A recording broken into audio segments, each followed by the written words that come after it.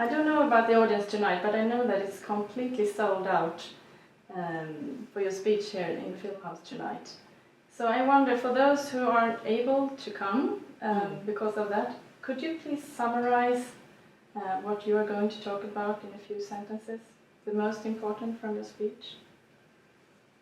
Well, I haven't quite made up my mind, to tell you the truth. I mean, one of the things I have to do is tell the story of the film, because it was a very odd and artificial situation.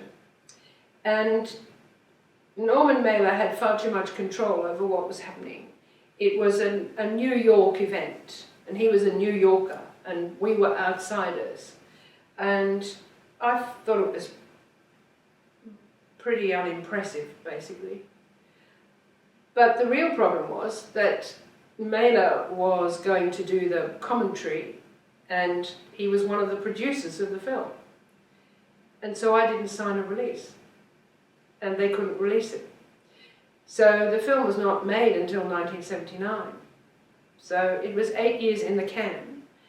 And I only gave permission to Chris Hegedus to use the material after Diana Trilling had published an account of what happened, which was irresponsible and incorrect.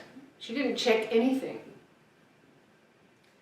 And to correct that version, which was in print, I said, okay, we'll release the movie. At least people can see what's going on. They can make their own judgment as to what they think happened.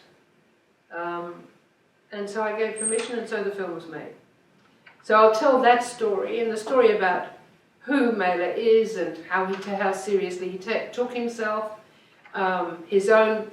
He had written a book called Prisoner of Sex, which was all about his own problems with women, his own misogyny, and so on. So you just put it in its context, give it the backstory.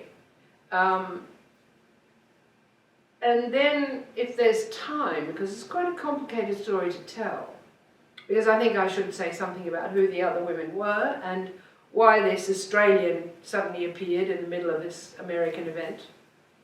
So that story needs to be told, and I shall tell it. And if there's time left over, I might talk about whether you could imagine such a thing happening again.